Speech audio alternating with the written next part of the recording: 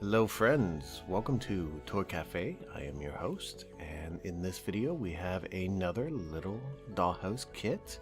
Little emphasis on the little this time. It is a smaller kit, but I like to think of it as being very cozy instead of small. It is adorable though, so let's get into it and see how we put it together. So of course it comes in a box, and this one was very well packed. Lots of styrofoam in there, made an awful mess, but everything was nice and safe. And it comes with the regular accoutrements, the pieces of paper that include our wallpaper and flooring and everything. And we gotta cut all that out. I like to do all my cutting right at the start, well, as much as I can do, because, well, I don't know why, I just like doing it that way. So I'm attaching the flooring here, and I'm using white glue, but I'm spreading it out very carefully so that it's nice and thin, because white glue is water-based, and if you have it too thick, it'll wet the paper and the paper will wrinkle, and then it will dry like that and not look very nice at all. So if you are using a water-based glue, just be sure to apply it nice and thin so you don't get wrinkles. The Beacon Hill 3-in-1 glue that I also use is not water-based, which means that it won't wet the paper and looks pretty good, but it is a little bit smelly. That's the unfortunate side, so you get a balanced smell with functionality and what you want. So we got some lace going here, and I'm making a bit of a mess of it, but these are going to be curtains. And this is a new trick that I figured out on this kit, is if you want your curtains to be gathered like they're pinned back, you can actually use a tiny piece of wire and use that to hold back the curtains. And once that's done, you trim it off and then cover it up with some ribbon, or in this case these little flowers. This was actually a piece of lace where these flowers were embroidered on it, and then you just cut them out and you get these beautiful little cloth flowers. Isn't that nice? Well, yeah, that's one way to make your curtains look nice, and they stay in place very well, and you don't have to worry about them coming loose or the bow coming undone or anything like that. It looks pretty good. So we're into the bed now, and this one actually has a full frame or a platform, and I think this looks better when it comes to bed than just the single piece of plywood with foam on top. No foam on top of this one though. I think the platform with foam is the best possible combination, but this one is a platform without foam, so you don't get everything, I guess. Well, that's the way they called for it in the plan, so that's how I did it, and it does come out looking nice. Maybe not quite as soft as I would like it to, but not bad at all. And they have some, I want to call this gingham material, but I'm pretty sure it's not. And some careful folding and some careful gluing, and it looks like it's a comforter folded back with a bit of lace on there. And we'll just glue it down to the bed and the side so it looks like it's hanging naturally. Again, a lot of the material we use is much too stiff to hang naturally like material does in full scale, so you just have to glue it down so it looks like gravity is pulling it down, and it looks so much better. We're making a little tiny hat here. This was quite tricky, but I think it came out very nice. Little tiny straw hat with a ribbon tied around and more flowers on the ribbon. I think this looks very pretty. Something maybe a little bit Victorian. Yeah. This is meant to be a puffy purse. I have never seen a puffy purse in person, but I have seen fuzzy purses, and I think this would just be adorable. A cute little puffy purse. Yeah, I'd like to see that for real one day. And we're making the lighting fixture. This isn't too complicated, but I wanted to show how I bend the wire that holds up the fixture. We have the wire for the LED, and then we have a wire for support, and I just bend it around the form, and you get a nice curve. Usually when you bend it around the form, this one actually kinked ever so slightly, but for the most part you get a nice curve.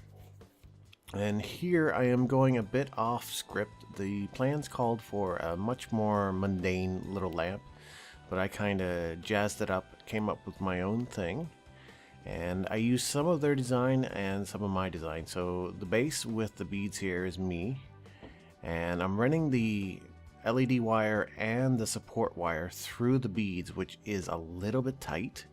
Added a different bead for the base.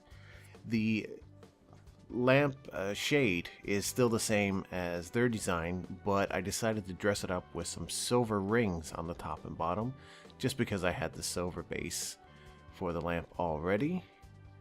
And there we go. That was very tricky to get them just the right size and in just the right place, but I think it worked out.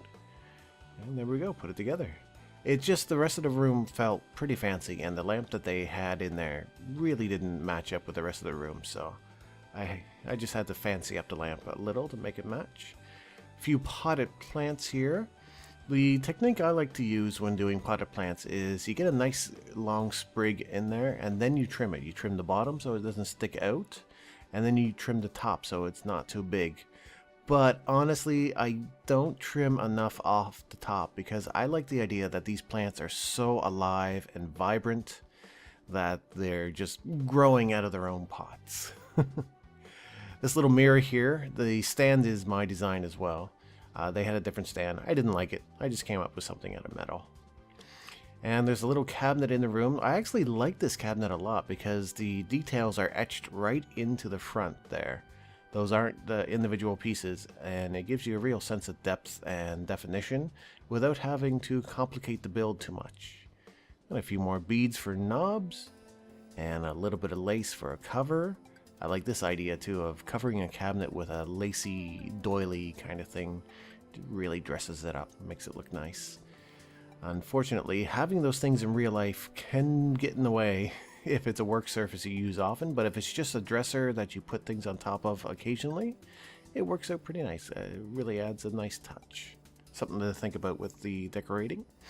This is a shelving unit, and it looks a little bit strange, I think. I actually added the card on the back there because I didn't like how flimsy it was, and so I added the card to strengthen it a bit, and then I added the lace to dress up the card because the card looked kind of plain. So I had to dress up my own modifications to make them look better. Yeah, this is the parasol, one of the features of the room, and this is mostly following the plan. I added a few more turns there with the handle, and the bead was meant for that, so they definitely had a nice parasol all planned out. The folding of the paper was very easy to follow. So as we assemble the room, make sure that bed is anchored down there. Just keep tapping it. There goes the shelf. Again, the shelving unit, I just don't like it. It looks like it's upside down. It doesn't look very nice. I don't know. If I could go back and do it again, I'd come up with something completely different. And something that I made up myself. And there's the light as well. I would make that light a little bit shorter too. Here's the custom lamp. My custom lamp there. This is always tricky because you're trying to pull the wire, glue the cabinet down, and make sure that the lamp doesn't go anywhere because that's already glued down. And you get all this tension pushing and pulling against each other, and it just gets a little tricky. Yeah, so there's that mirror again. Everything is the same as it was originally, except for the way that it stands. The stand, the way it's held up. It was meant to be just two little pieces of wood, and I thought that was terrible because it had very little space to glue and not very strong at all, so I just bent some silver wire into a stand, and I think it looks good, kind of modern. Something you might get from IKEA. Lots of stuff on the shelves. Again, the stuff on the shelves does not make any sense. She has a couple mugs up there, a package, some jewelry, some perfume. Very eclectic, lots of different things. The stuff on the dresser looks nicer. It looks like there's some perfume, there's some nail polish, lots of girly things. There's our pretty little hat again, and a book, of course. And so what kind of young lady or little girl lives in this bedroom? I think this is the bedroom of a young lady she's just on the cusp of becoming a young lady. She's not quite a little girl anymore, but she's not quite a lady yet. And she dreams of adventure, so she's been out reading under a tree with her sun hat on, with the ribbons blowing in the wind, and she's reading like Mark Twain or maybe Catcher in the Rye and wondering what life is all about. Yeah. She's a real dreamer, this one, I think. Yeah. Yeah. A few more details. Yeah. Odd collection of things on the shelves there. And, oh yes, this little girl loves her kitty too. Yeah, it's an adorable little room. I think this one tells a nice story. More than some of the others, it really tells a story. So I hope you enjoyed that, and if you did, please consider subscribing and hitting the bell icon. And if you want to help support me, I do have some links down in the description box that will lead to Amazon, and if you buy anything there, either the products I use or anything at all, after you click that link, it'll kick back a few cents to me and really help me out if you want to consider that. Well, thank you for watching.